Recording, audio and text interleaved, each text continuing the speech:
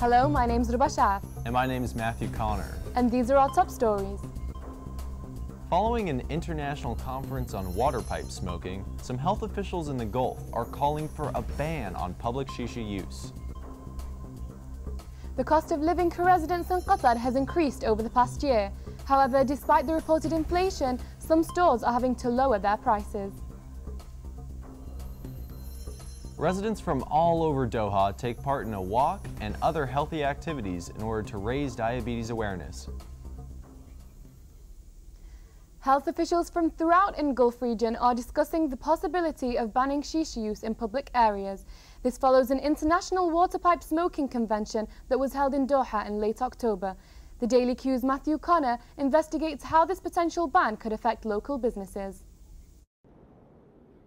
For many in Qatar, smoking shisha is one of the more popular social activities. However, during a recent international conference on water pipe smoking in Doha, medical officials from across the Gulf region called for stricter regulations to curb the usage of shisha in the region, including the banning of smoking in public places, such as the souk.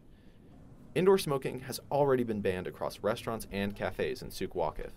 But what would the ban on outdoor smoking mean for restaurants that depend on their shisha customers? I mean, this is the main activity for every Arab male, I would say. Going out after work or at night just to smoke shisha, and I'm actually one of them.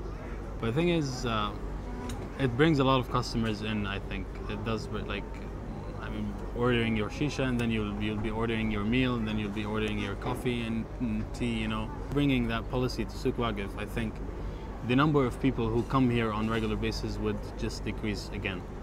So I'm not sure how healthy it would be for Souk Waqif. Shisha cafes and restaurants are one of the main attractions for locals and tourists alike. However, the health risk associated with shisha smoking cannot be ignored. According to Dr. Ahmed Mohammed Al-Mullah, head of the Smoking Cessation Clinic at Hamad Medical Corporation, the dangers associated with the use of water pipes needs to be taken far more seriously. Unfortunately, many people think that shisha is less dangerous, but it can be 10 times harmful than cigarettes. Even the charcoal used to heat shisha tobacco contains toxic metals that are harmful to human health. Nonetheless, despite the inherent risks, about 37% of people in Qatar smoke shisha, as it is for many an ideal way to socialize with friends and family. Yeah, I do smoke shisha. Why? Because I find it relaxing. It's not as harsh as tobacco, normal tobacco smoking. So I find it's nice and it's relaxing. Me, I don't smoke it, but my friends do. It is harmful for your health and your kidneys, so I would advise my Muslim brothers to not smoke shisha. Regardless of its health risks, shisha smoking has become a significant part of the local culture right across the Arab world. Here in Doha, shisha smoking is tempting. The dazzling skyline, the Corniche, and the Gulf. We all know that smoking is hazardous for our health. But how exactly does a shisha pipe get put together? Abu Wassam, who prepares shisha pipes at the souk, demonstrates how the pipes are put together. First, he picks the flavor. Double apple, according to him, is very popular. For Wassam, the regular changing of the pipe's water is important for hygiene. Once the pipe is ready, Wassam grabs a clean tobacco tray, some ventilation for the charcoal to reach the shisha, and Wassam is ready to deliver the water pipe to the customer. Ultimately, the GCC may ban public shisha use, but will doing so send the profits of restaurants in Souk Waqif up in smoke in the process? Matthew Connor, The Daily Q. The cost of living in Qatar is set to increase again this year, according to a report by the Ministry of Development. James Farmer visits local businesses and financial experts to find out just how inflation is affecting residents. The global economy is slowly recovering from one of the worst recessions in history. However, news of economic turmoil never seemed to reach the small Gulf state of Qatar, with investment on infrastructure and development steadily increasing over the past few years. Thanks to high incomes and no taxes, there are many in Qatar fortunate enough to be able to live a lavish lifestyle. However, the cost of living in the country once again saw an increase over the past year. A report issued by the Ministry of Development shows that the Consumer Price Index, or CPI, rose by 3.6% in the last 12 months since September 2013. The consumer price index specifically should be a representative of all the expenses that a household will incur during a year. So if the CPI increased, surely prices for all goods have increased as well. We talked to some electrical goods stores in City Centre Mall to see how inflation has affected their sales. With our competitors here, if they decrease prices, it affects our company. It's because, of course, most shoppers, they go with the lower price. So in order to get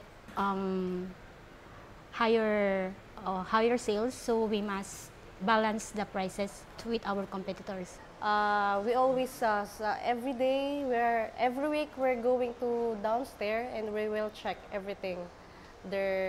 How much their prices there, and we will check also our prices here. What's the promotion there, and we will give also promotion here. This seems to suggest a discrepancy from the Ministry of Development's report. How could these stores have to decrease prices during a time of inflation? The increase of the overall expenses, so everything that is included in the basket, is equal to 3.6%. Now, what is interesting here, though, is that from last year, September 2015 to September 2014, the rentals, fuel and energy has gone up of 8.1%. And we have to remember that the weight for the state of Qatar is particularly high. It's effectively 1/3 of the expenses that everybody incurs is in rentals. And so that phenomenon is creating the effect of the overall price index going up. But it is not true for every expense that we have. A way to curb this rise in housing prices is for the government to subsidise the housing market. This would slow down the effects of inflation and ultimately the cost of living in Qatar. Whether or not this measure will be taken remains to be seen. This is James Copplestone Farmer reporting for the Daily Q. More than 7,000 Doha residents converged on Aspire Park to participate in this year's Diabetes Walkathon. They took part in a day of exercise and highlighted a very important health issue in Qatar. The Daily Q's Paolo Fugen has this report.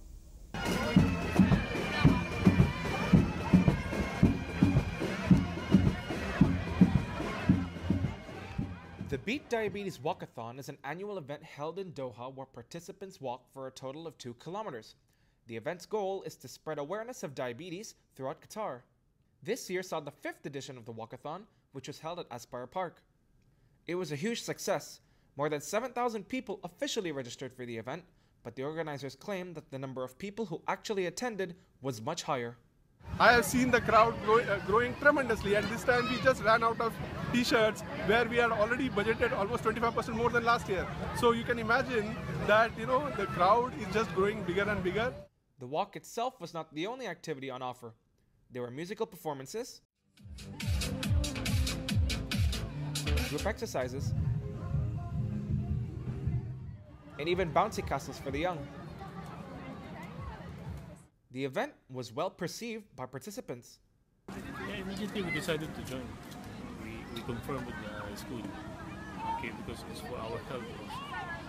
And normally we are coming to here in Aspire to walk, run, because my daughters, they need some exercise. Basically, I am very health conscious and I do a lot of activities.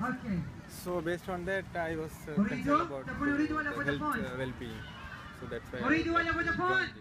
However, the event didn't just promote a healthy lifestyle. It brought attention to a serious health issue in Qatari society. The International Diabetes Federation estimates that 16% of the Qatari adult population has the condition, with more than 303,000 cases reported among adults aged 20 to 79 in 2014. This is twice the global prevalence rate, which is estimated to be 8%. The Beat Diabetes Walkathon did not just rely on spreading the message to fight this issue, they also held free glucose tests for all. According to Katie Al-Nahas, a senior dietitian at the Qatar Diabetes Association, the importance of such events cannot be underestimated.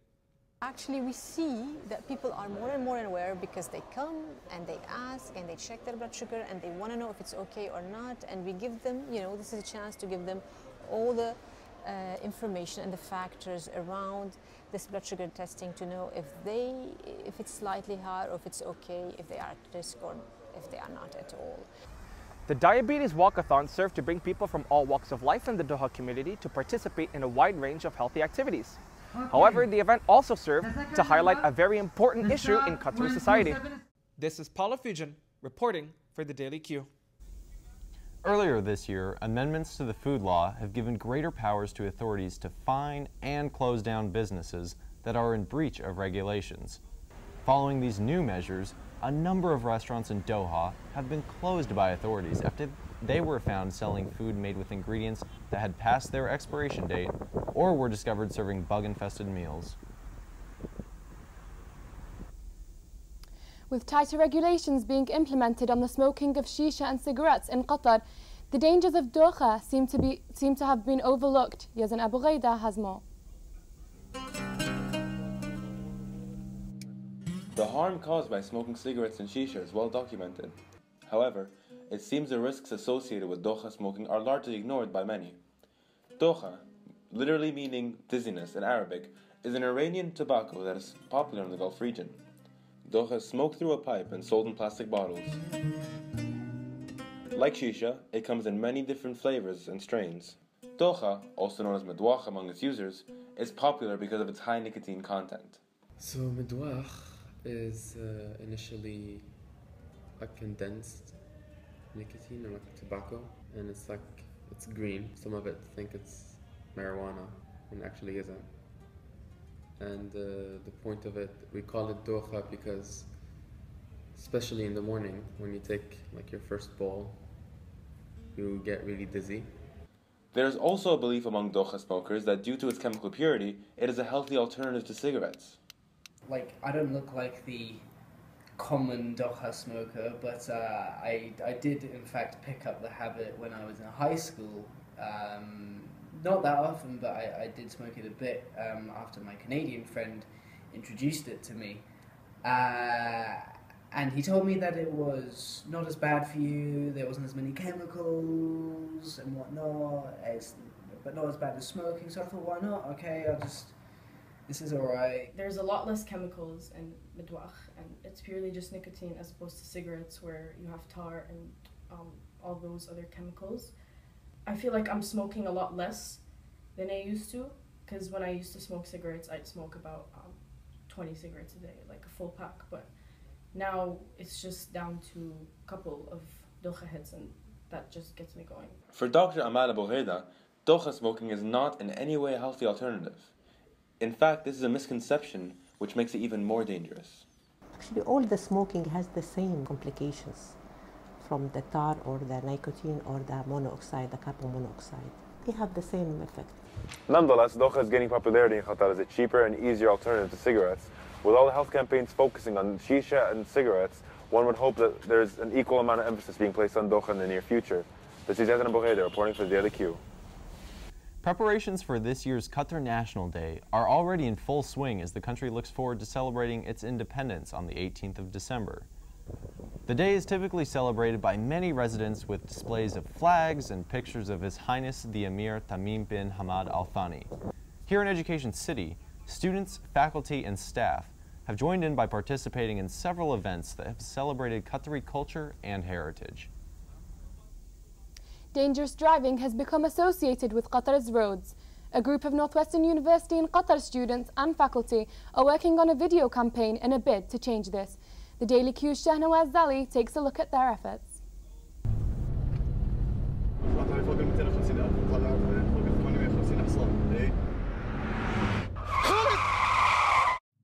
كان حلمي أن أكون رائد فضاء. أنا حلمي أكون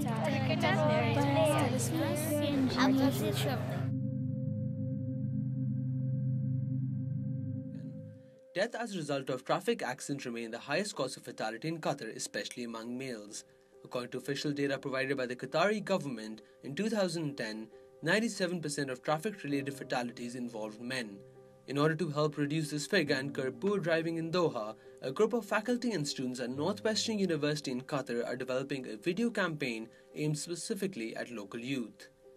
Earlier this year, the group, under the supervision of Dr. Susan Dunn, were awarded a grant from Qatar National Research Fund.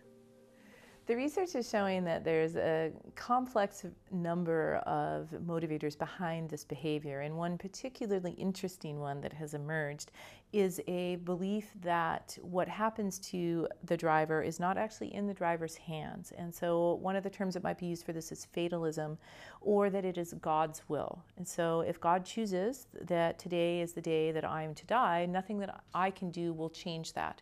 So putting on a seatbelt won't matter, changing my driving behavior won't matter, because the end of my life is not actually in my own hands. There haven't been any campaigns that I'm aware of that have specifically targeted the fatalistic belief here in Qatar, although I think it's something that message designers should absolutely think about, given the strong role that religion plays in this culture. An Islamic scholar, Dr. Abdul Azim Abu Zaid at Qatar Faculty of Islamic Studies, underlines that the belief in Qadir, which means destiny in Arabic, is incorrectly interpreted by many of these reckless drivers because they forget that people always have the power of free will. Religion plays a role in everything. Whatever befalls us, of course, is part of Allah subhanahu wa ta'ala destiny. But this doesn't mean that we don't need to take precautions. Of course, we need to take precautions, because in the Quran we read Bismillah ar-Rahman ar-Rahim, وَلَا تُلْقُوا بِأَنفُسِكُمْ إِلَى التَّهْلُكَةِ, which means don't throw yourself into risk or into danger. There are a lot of misconceptions about the issue of destiny, or what we call in Arabic al-Qada wal-Qadar, fatalism, or destiny. People may think that everything is in the hands of Allah subhanahu wa ta'ala, and there's no way we can avoid what Allah subhanahu wa ta'ala, of course, has destined for us to do, or what will befall us. Of course, this is true to a certain extent, but here Allah subhanahu wa ta'ala has also given us the freedom, of course, to choose. It remains to be seen how effective awareness campaigns will be in curtailing dangerous driving. One could argue that there are many simple changes that could be implemented to improving the situation. For most, this would include further developing the standard of driving schools and requirements for obtaining a driving license. But we should also observe the calls of religious leaders who have been emphasizing how un-Islamic it is to place the lives of others at risk. With luck approaching this direction, it remains to be seen how NUQ and other universities are taking efforts of reducing road fatalities in the years to come. This is Shahnawaz Ali reporting live for the Daily Q. According to the Qatar Meteorology Department, the recent change in weather that Qatari residents have been experiencing is a result of new cold fronts. These cold fronts are the result of cool winds coming in from the north of the Arabian Peninsula, generating the drastic change in Qatar's weather over the past week. They have brought on rain, higher wind speeds, and a drop in temperatures. Cooler weather is expected to persist throughout the week. A film made by two Northwestern University in Qatar communication students made its third international appearance at the Massa Film Festival in Washington, D.C. this year. We're really happy with the response of the people who watched the film. We weren't expecting that it's going to get to so many film festivals. For example, we didn't even expect that it's going to go outside of Qatar.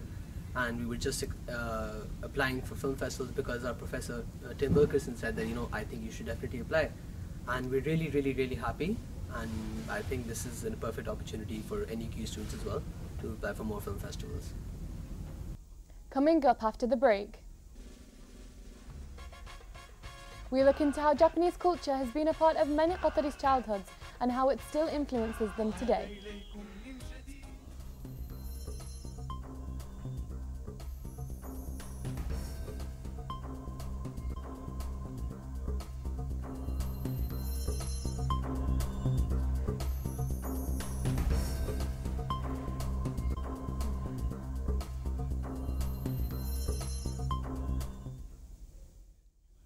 Japanese anime appears to have become increasingly popular among youth in Qatar. Ruba Shath visited anime lovers to explore this latest craze.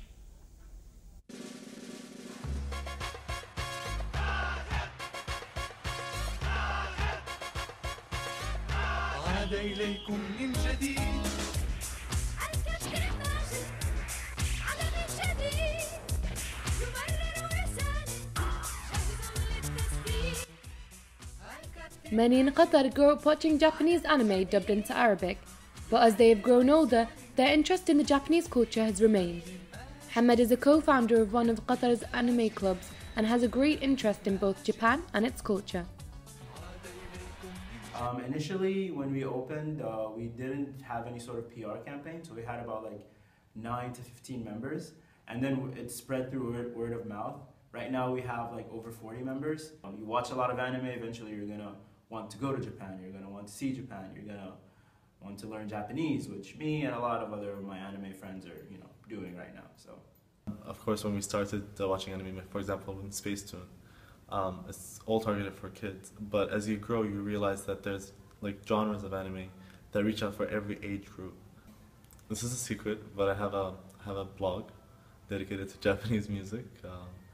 I'm anonymous in it, but I have a lot of followers around the world, mostly from the US because I write in English. I was thinking of starting one in Arabic, maybe reach out for the Arabic audience. In terms of figures, I collect ninjoys, which are basically the characters you see in animes, but they're miniatured into a very, very cute version. Which, if you know the character that you love and you see it in that size, you're like, I can't take my eyes off of it. So I collect some of those as well. Ali and Muhammad's fascination with everything Japanese is far from unique. Anime Qatar is one of the largest organizations in the country promoting the Japanese culture. It allows fans across the country to gather and share their passion for anime. Yeah, we're trying to bring more people into anime. We love to see people watch anime, so that's why we've created this club. We wanted to make friends, so everyone in Qatar that watches anime is Anime Qatar. He's our friend.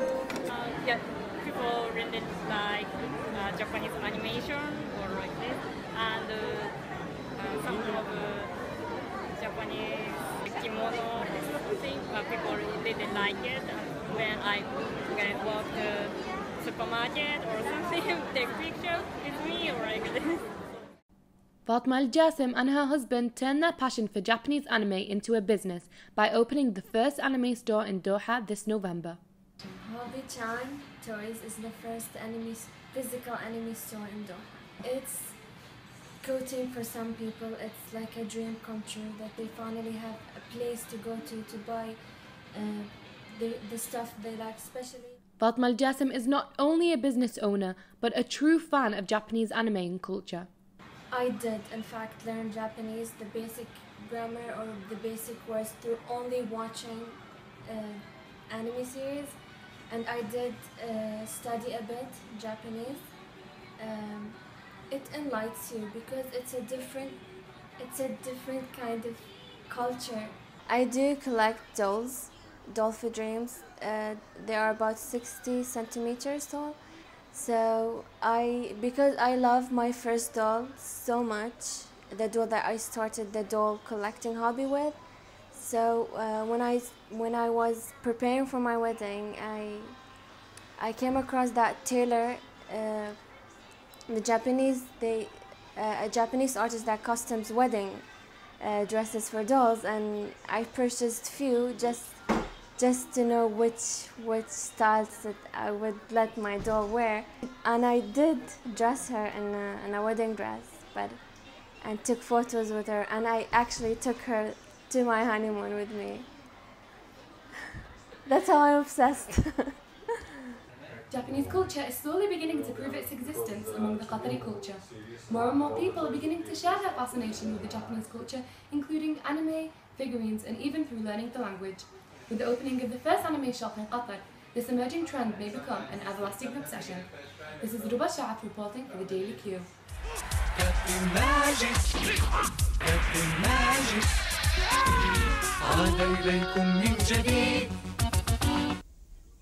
The Qatari government revealed plans to build 267 new crossings, footpaths and overpasses in the next few years in an effort to increase pedestrian safety.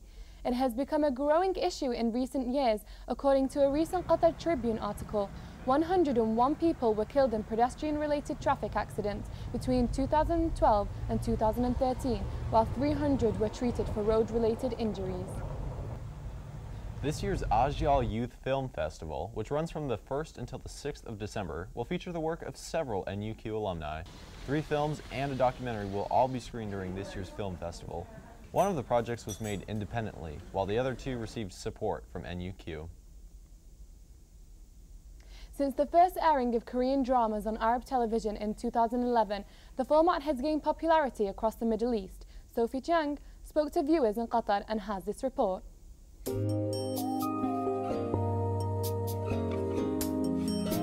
Korean television dramas have gained a growing popularity in the Middle East over recent years and have loyal fan base here in Qatar. Tiff is one Qatari that is a big fan and regular viewer of these dramas. I usually watch Korean drama whenever I have free time, most probably twice a week or so, maybe even more. Almost all my friends watch Korean drama and we sit together and discuss what goes on, and sometimes we even think of what's gonna happen if this character wasn't there and things like that. The first airing of Korean dramas on Arab television have occurred in 2011. Since then, many other channels in the region have started to schedule different Korean series. According to Dubai TV's editor-in-chief Maya Hojij, the dubbing of the shows have played a significant role in their success. I think that it being dubbed in classical Arabic helped it a lot, especially that the look, the ethnicity is not the same. So it made people relate more when it was dubbed in classical Arabic, unlike the Turkish dramas that have almost the same ethnicity. They look a lot like the Middle Eastern region. So when they were dubbed in a Middle Eastern accent, the Syrian accent, it made sense for many people. When it came to Korean shows, they were dubbed in classical Arabic. With the broadcast production industry being so heavily affected in the Middle East and North Africa by war, as well as political and economic turmoil, Arab television networks are constantly in the lookout for new and exciting content. I know people are always looking for new markets to explore, and apparently it was interesting to them. I mean, it worked, they tried it, it worked, and now I've seen shows not only on Dubai TV, I've seen them as well on MBC4, which means that it's there, it has become a new market for them. We used to watch them online, mostly, and then MBC4 started putting them in Arabic dub. Korean dramas seem to be particularly appealing to young female viewers that enjoy romantic storylines and attractive actors. The way they put it, how the romance is so strong, maybe that's what attracts us to watch it. I think they're popular because there's a lot of, can I say hot actors?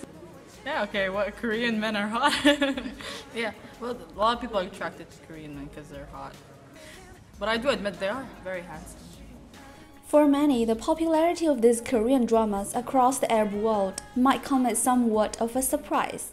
But having already established such a large following, especially among the young generation, it seems that they could quite possibly be here to stay. This is Sophie Qinjiajiang reporting for the Daily Q. To the surprise of students, faculty, and staff, Qatar Foundation decided to employ an open campus policy. As of mid-November, the security gates have been left open to all who would like to enter the campus between 6 a.m. and 10 p.m. This has resulted in a more open campus, but at the expense of far more secure facilities. Students have expressed frustration that they are now required to show their student ID in order to be allowed into any building in Education City. If I forget my ID at home, it's a burden because then I have to give them my driver's license, and I can't drive around without a driver's license if I want to get something from the main campus, like the CMU campus, to the studio. There have been further changes to student employment within Education City. The last day students are allowed to work has been brought forward to November 30th of 2014, a week before the semester ends. Additionally, the start date for the spring semester employment has been pushed back a month and will now commence on February 1st of 2015. An announcement from the HBKU Student Employment Programme has stated that due to budget restraints, the start dates for the student positions had to be amended.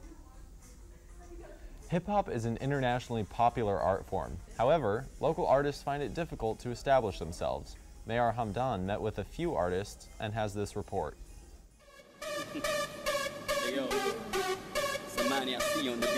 Commercial rap music is popular among many of the youth in Qatar. However, those seeking to make a living out of this art form find it extremely difficult to launch their careers. Ammar Abu Ghad is a local artist and shares his experience. So I've been recording, writing my own lyrics and music for about 7 to 8 years, almost 8 years now. For the root of it was basically it's English class in grade 10. That's basically, we had a poetry chapter there, and I can see the huge, let's say, improvement. There's a huge, the culture itself is embracing it even more. Not local talent, basically. There's more and more people that are pursuing this thing. So there's 2 studios that I go to. There's one that I just found through a friend. It's just a homemade studio. It's a guy who made a studio in his house, and he just does this on his free time. And then my friend opened his own studio as well, really close by to my house, and it's just a bit more advanced, and it's just more accessible. So you have options. But never missing out. Hey ma, phone it wrong. Don't text, no call my phone. Engraved is engraved. Live together but die alone. Chlorine if I go clean. Make a copy and kill the clone. And it's word that I call my Khaled Abu Jalala and Tayyib Hajo are 2 local rap artists who share the struggles it takes to establish themselves and gain recognition. They believe the issue lies with the lack of a rap culture in the country. I've been writing for 4 years, but I've been recording music for the past 2 years. I used to listen to rap all the time, but you have to be this certain type of individual to rap, and then there are people just like me in this world that are not gangsters or killers or pimps or whatever, and they are good at what they do, so I said, why not give it a shot? It's really my passion. It's really hard to find people that are really interested, and have the same passion as you do here, especially in Qatar. I'm still writing, but I stopped recording because it's really not worth it. There are not really producers here. Producers that produce well. There are not many producers, period. So in Qatar, especially for hip hop, there's no hip hop scene. There's no a culture of hip hop here. We record our stuff usually in a laptop and just a headphone and a mic. But after that, even when we did find studios, the people that work in the studio engineers, they didn't have any background in hip hop. The whole hip hop genre in Qatar is something new. But the way I see it in the future, I think there will definitely be more of a platform for it, because it's way better now than when we first started. When we first started, nobody heard of us. Nobody even knew what we were doing. Rap is a skill. It's something you're not just born good at it. You have to keep doing it. You have to keep trying. And I had my doubts. I wanted to stop at some point because I thought it was pointless. We're not going to go anywhere with this. I think things are not going to get better because there's really no one shedding that light on this sort of thing. So if you want to do something about it, you should definitely leave and not stay here. Hip-hop seems to appeal to a very niche market here in Qatar and requires greater support in order to flourish and eventually become more mainstream. One would hope that these rappers are not discouraged by the lack of support that they initially encounter, and that they choose to follow their passion. This is Mayar Hamdan reporting for the Daily Q. Many of the world's best show jumping athletes gathered here in Doha last month for the Longines Global Champions Tour, the latest in Qatar's ongoing efforts to make the country a sporting hub. Theodore Tay has this report. The final leg of the Global Champions Tour kicked off last weekend in Al Shakab Stadium in Doha, Qatar. Sponsored by Swiss watchmaker Longines, the tour takes place annually in venues across the world. The final round in Doha showcases some of the best athletes in show jumping. We're so happy to be here in Shagab to take part in the final Global Champion Tour. The main arena, the indoor, all the facilities that they have, it's wonderful to use it. The championship is often referred to as the Formula One of equestrian sport and features prizes totaling up to $12.5 million US. It's a nice show. It's really high level organizing wise and level of rider horses. Over 20 countries are represented in this year's Global Champions Tour, with each day of the 3-day-long event lasting well into the evening. As you can see, the atmosphere and the weather, it's fantastic. I just came from Europe from a few days ago for this show especially. And I was third place yesterday and I was fourth today. As we can see, it's a 5-star show. Qatar's hosting of the tour's final round marks continued efforts to bring equestrian sport to the forefront. The series of the Global, it's something special. It had a lot of success during these years. So for sure, when you have the final of the series coming to Shagab, to Doha, that make it really special, knowing that you have here the best riders, best ranking riders, and the best horses of the world competing for the title. But it's not just horse jumping. Qatar's hosting of the event is part of a much larger vision to make the country a world-class sports hub. And in Shagab especially, we have 3 competitions per year. All of them is international. Qatar hosts a lot of competition at international level. This is one of them. They choose Qatar because they feel, this is the capital of the sport in the world. I hope next year we will have more riders in the Global, and hope next year also we will have the final here, because I think this is one of the best places in the world. It's just perfect. It's just perfect. Reporting for the Daily Q, this is Theodore Tay. The Qatar Foundation bike system continues to roll out, with new sidewalks offering students the opportunity to get across campus faster. Last week, NUQ announced it would issue new student IDs so students can easily access the electric bikes. Although demand for the bikes continues to grow to help students travel within Education City, the recent drop in temperatures is currently making walking an even more tempting option. 5 NUQ students took part in this year's Middle Eastern Studies Association conference in Washington, D.C. and presented their own research projects. Daily Q's Sayyidu Ali has more. 5 undergraduate students from Northwestern University in Qatar traveled to Washington, D.C. this November to attend the Middle Eastern Studies Association Conference 2014. Naila Al-Thani, Najla Al-Khulaifi, Mariam Saeed, Ting Jiang, and James Hollow presented 2 research projects that they had been working on during their time at NUQ under the supervision of Professor Jocelyn Mitchell. We did several preparations for our presentation, so when we came here, we didn't feel like we were nervous at all because we already presented twice before to a bunch of professors, so I felt very prepared and very confident, and it was good. I feel blessed in a way that Northwestern gives us this kind of opportunity to be student researchers in a UREP project, and to give us this kind of opportunity to come abroad and to talk about research that we're very passionate about, and to get more people to hear about it and give it more exposure. Klaus Schoenbach, Associate Dean for Research at NUQ, believes there hasn't been enough in the way of research incentives, which is why there has been a lack of student conference participation. However, he plans for this to change in the next academic year. We will now constantly inform students about possible grants. We will constantly inform students now about research projects going on here at NUQ and the possibility to participate in them. So far, we have not come up with specific incentives to participate in a conference. It's the other way around. If there's good research out there, we always try to make sure that this research is also presented at conferences. International student conference attendance has been consistently supported by the NUQ administration. The NUQ students at MESA conference were one of the very few undergraduate students presenting at the panel. They believe presenting alongside postgraduate students, professionals and doctors boosted their confidence and also reaffirmed their interest in conducting further research.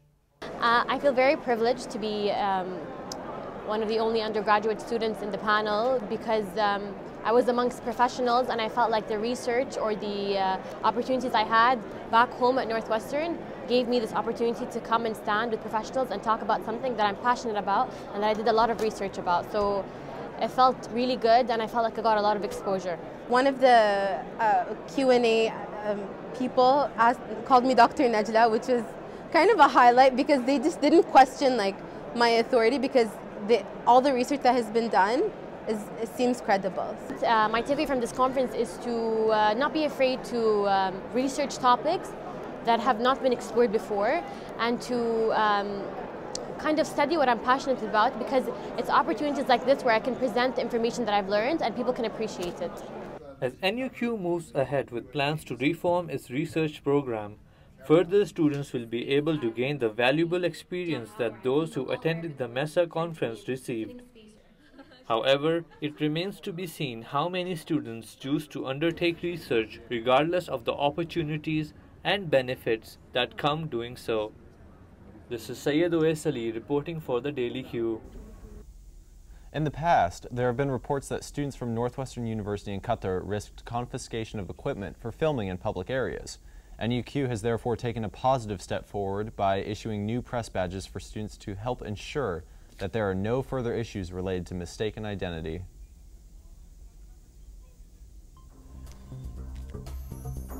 For more on our top stories, visit www.thedailyq.org. Thanks for watching. Goodbye.